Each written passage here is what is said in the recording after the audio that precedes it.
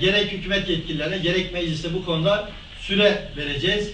Eğer 15 Mart'a kadar herhangi bir gelişme olmazsa, bu yönetmeliğin kaldırılması noktasında bir gelişme olmazsa artık 15 Mart'tan sonra memur sen fiili eyleme geçecek. Fiili eylemde de artık sivil kıyafeti bütün iş yerlerinde, okullarda, kurumlarda başlatmış olacak. Ben ümit ediyorum ki o güne kalmadan gerek mecliste, gerekse hükümette önemli adımlar, olumlu adımlar atılır.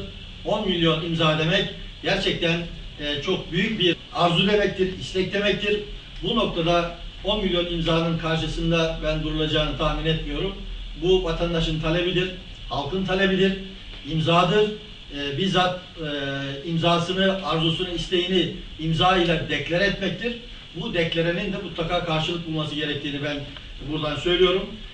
Eğer siyasilerimiz vatandaşlarımızın isteklerini, taleplerini yerine getirmek üzere seçilmişlerse, o yüzden mecliste bulunuyorlarsa, mecliste bulunan tüm milletvekillerine, parti ayırt etmek için tüm milletvekillerine bu 10 milyon imzayı görmelerini ve ona göre de karşılık vermelerini ben onlardan bekliyorum.